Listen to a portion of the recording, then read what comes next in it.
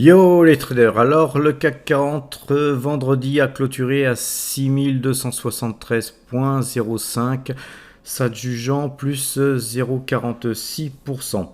En Globex à 22 heures, il a terminé à 6316 points, donc il a continué sa petite grimpette.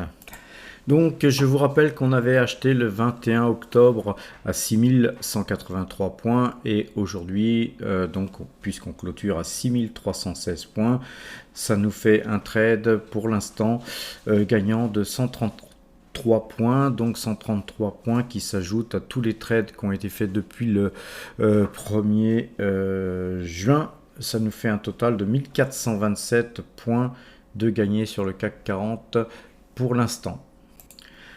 Alors pour la séance de lundi, le CAC 40 selon nos algorithmes passerait vendeur à 6182.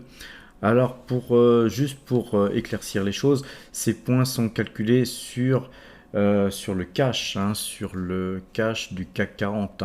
Donc on a frôlé la vente vendredi puisque à 0,40 point près, on était passé vendeur, mais on n'est pas passé vendeur, et donc le CAC est toujours acheteur. C'est des fois assez extraordinaire, comme quoi la précision des algorithmes fait que on reste contre vents et marées toujours dans le bon sens, alors qu'à un petit cheveu, on aurait pu passer vendeur. Donc d'avoir gardé notre pause nous permet d'enregistrer toujours ce trade, toujours acheteur, et avec une coupe à 6182 au lieu de 6183 comme je vous l'avais donné vendredi. Et là on voit d'ailleurs, on va se poser sur la bougie et on voit que le plus bas, pardon, c'est ici, le plus bas ça a été 6183,41. C'est-à-dire que grâce à ces 0,41, on est resté acheteur alors que le marché commençait à nous inquiéter sérieusement. Le DAX quant à lui, il a clôturé à 13 243 points,33, s'adjugeant plus 0,24%. Graphiquement, le DAX a toujours une belle orientation avec un joli petit W qui demande qu'à être confirmé. Donc un double bottom qui pourrait nous mener bien plus haut. Tout comme le CAC. Le CAC a une belle figure graphique aussi. Alors le point de vente sur le DAX, c'est 13 013 points. Donc 13 013 points sera notre point de coupe et tourne sur le DAX.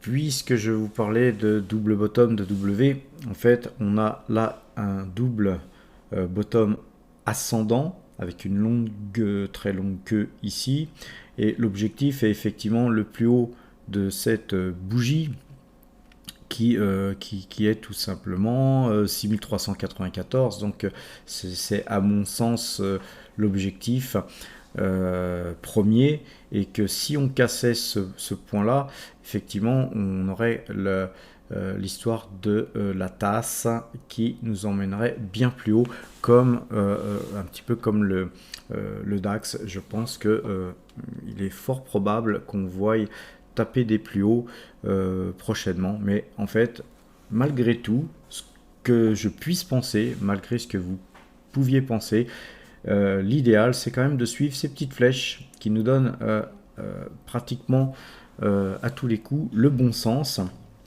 Et le bon sens près de chez vous, c'est beaucoup mieux qu'un sens irrationnel concocté par votre petit cerveau. En tout cas, ceci est mon avis.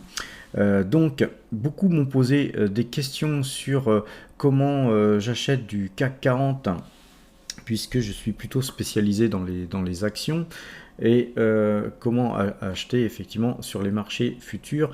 Donc beaucoup m'ont posé la question de puis-je travailler avec du BX4 ou en fait des trackers. Bien sûr que vous le pouvez. L'avantage des trackers, c'est que vous ne risquez que la somme que vous investissez. C'est-à-dire que si vous tradez sur 1000 euros sur un tracker, vous allez perdre effectivement pas plus que 1000 euros si tout se passait mal. Et encore que il faut quand même qu'il se passe de sérieuses choses et de faire peut-être beaucoup d'allers-retours avant de perdre 1000 euros sur ce type de signaux. Ceci dit, moi je préfère travailler sur les CFD car pareil, si vous mettez 1000 euros sur un compte de CFD, vous ne pouvez pas perdre plus que 1000 euros. Et par contre, vous allez soit travailler sur des mini CFD et travailler à 0,10 centimes du point, ce que je conseille de faire à tous les débutants, hein, tous ceux qui commencent, parce que de commencer par des sommes trop grosses peut vous mener à des choses irrationnelles. Et donc, je vous conseille de commencer par plutôt des contrats à 10 centimes. Donc ça, c'est des mini CFD. Vous avez aussi les CFD qui sont, eux, à 1 euro du point. Et donc, de toute façon, si vous faites des mini CFD, vous pouvez très bien acheter 10 contrats et passer en CFD finalement à 1 euro du point. Et après, vous avez, là, pour ceux qui sont beaucoup plus férus et pratiquement qui font que ça, vous pouvez acheter sur les marchés futurs, pareil sur FXCM où vous avez tout un tas d'opérateurs. Je vous conseille par contre de bien choisir votre opérateur parce que votre courtier, si vous vous laissez avoir par des courtiers véreux, vous ne reverrez jamais le fruit de votre argent. Donc il existe plusieurs courtiers, je ne vais pas les citer, hein, je ne suis pas là pour faire non plus de la publicité. Moi j'utilise FXCM depuis des années, c'est quelque chose de très correct, mais vous avez ING, vous en avez foison. Donc par contre sur les futurs, faites très attention parce que là, par exemple sur le CAC 40, on est à 10 euros du point, donc ça devient déjà beaucoup, puisque là tout à l'heure vous avez vu on a gagné 1400 points depuis le mois de juin. Donc je vais prendre la calculette, imaginez vous avez gagné 1400 points à 10 euros du point, vous êtes à 14 000. Mais si vous avez pris 10 contrats, si vous travaillez avec 10 contrats, donc vous multipliez par 10 et multiplié par 10 encore. Et donc vous êtes à 140 000. Vous pouvez faire des sommes très très importantes par jour, par mois, par trimestre, comme vous voulez. Mais vous pouvez aussi, n'oubliez pas, ce que tout le monde oublie quand on investit, c'est qu'on peut aussi perdre. Et ça, il faut toujours l'avoir à l'esprit et de ne pas perdre plus que ce qu'on a. C'est déjà une règle très très importante. Et sur les marchés futurs, vous avez les appels de marge. Donc si vous êtes surexposé avec 10 contrats, mais que vous n'avez que cette somme placée sur ce compte, les appels de marge peuvent vous bouffer toute l'intégralité de votre compte et vous allez vous retrouver avec zéro. Et vous allez cramer votre compte et ça c'est pour moi inacceptable en termes de money management. Donc je vous conseille de faire vos actions sur des comptes où ça sera toujours en sécurité, même si ça baisse, vous pouvez les conserver, vous pouvez les travailler, etc. Mais elles seront toujours là, vos actions, vous aurez toujours vos titres. Quand vous travaillez sur les marchés futurs, vous achetez des paniers d'actions, c'est plutôt virtuel.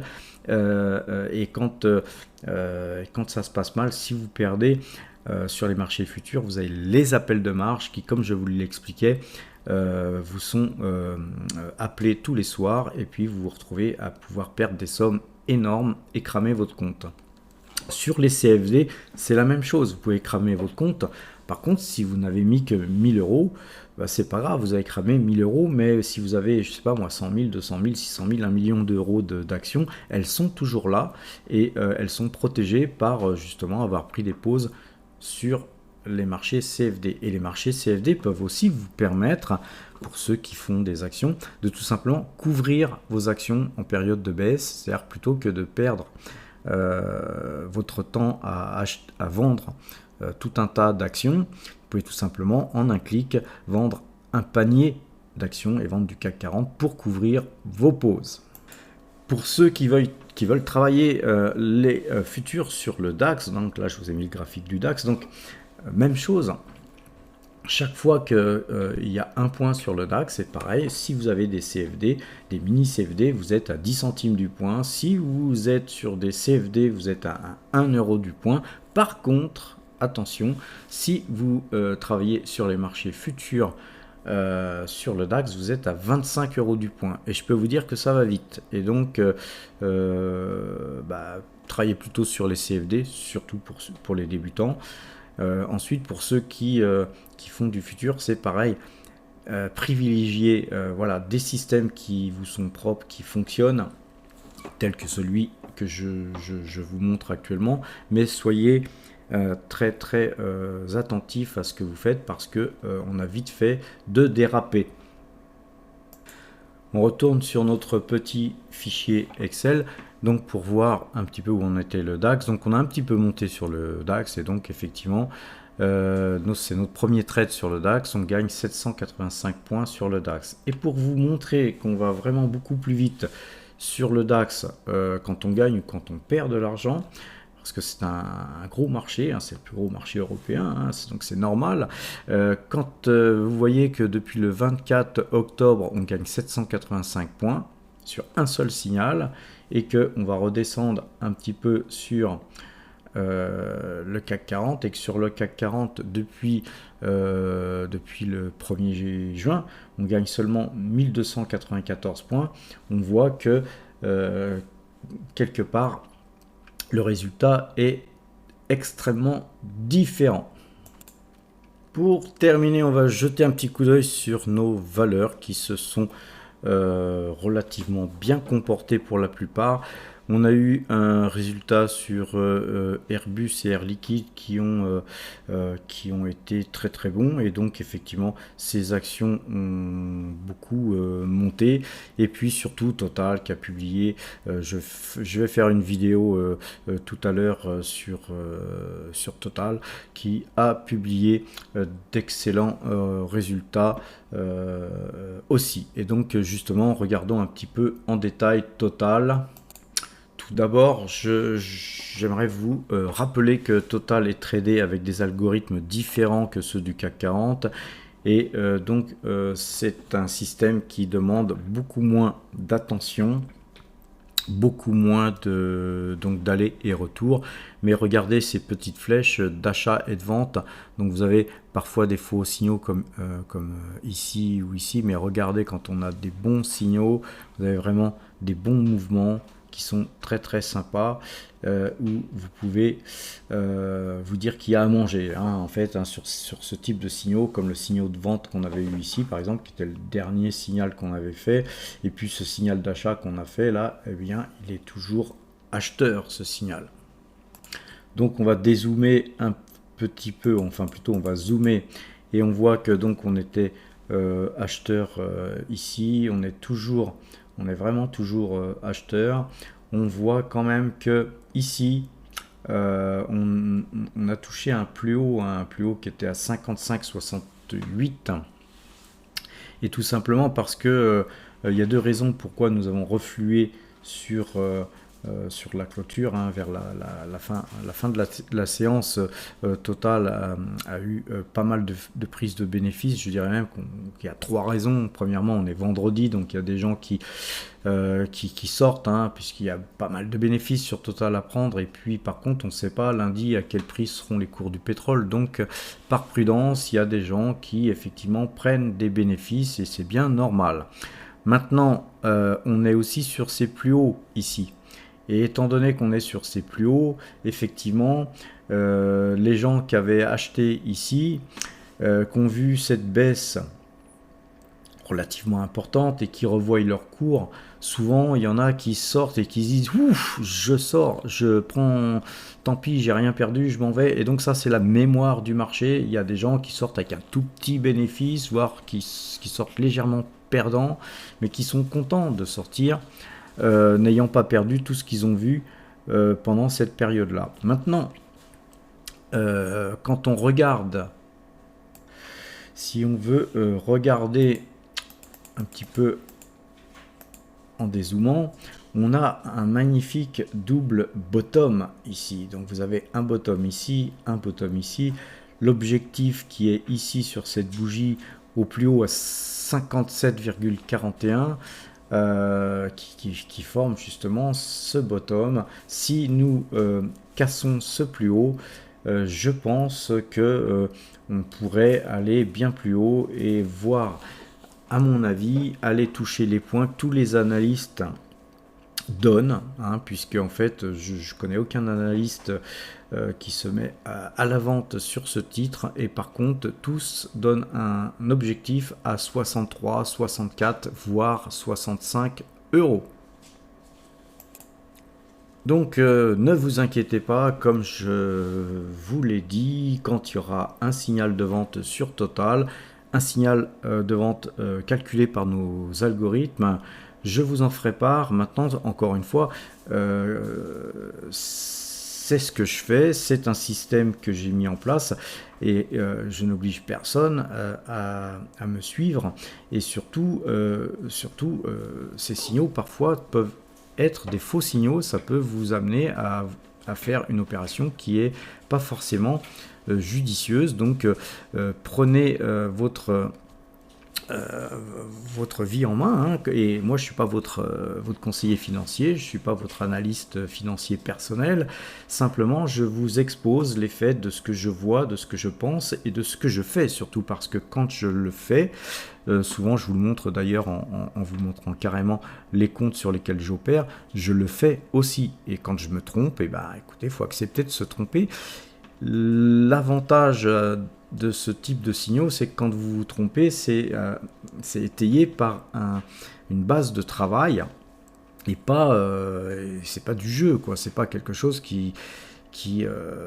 c'est pas un métier où vous dites tiens, je vais acheter du Total un matin où vous vous levez, et puis le soir où vous dites tiens, je vais revendre du Total. Mais non, c'est quelque chose qui doit être profondément réfléchi, étayé par une analyse graphique, étayé par une analyse macroéconomique. Il faut regarder un peu les bilans des entreprises, etc. Ça demande quand même du travail. C'est pas simplement pof, on achète, pof, on vend, et puis ça y est, on est millionnaire. Ça demande beaucoup d'attention et de travail. Ce système en demande moins, puisqu'il suffit de suivre le système, mais enfin, il faut quand même être encore capable de le suivre. Maintenant, voilà, s'il y a un signal de vente, comme je vous l'ai dit, comme je vous l'ai promis, vous aurez forcément l'information en direct. Voilà, je vous souhaite à toutes et à tous un excellent week-end, et à bientôt